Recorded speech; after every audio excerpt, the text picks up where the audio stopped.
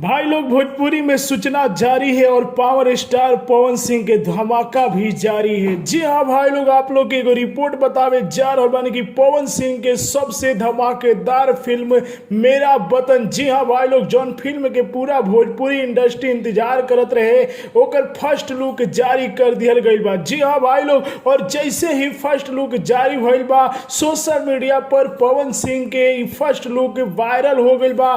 पवन सिंह के हर fan photo के अपन फेसबुक आईडी से जारी करत रहे, लाइक करत रहे, शेयर करत रहे। पूरा भोजपुरिया दर्शक की पोस्टर के देख के खुश बाटे। जी हाँ भाई लोग, ई फिल्म के बारे में आप लोग हम डिटेल बता देता नहीं तो पवन सिंह एमे लीड रोल में नजर आई हन।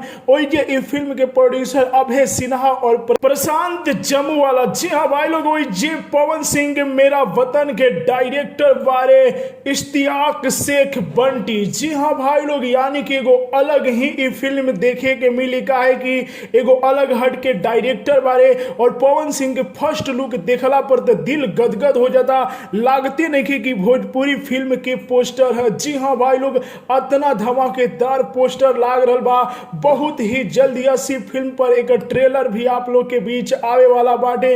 इंतजार करी जा। पवन सिंह अब 2021 में कह रहे पवन सिंह कि मेरा मूड बनने में टाइम लगता है लेकिन जब बन जाता है तो रुकता नहीं है।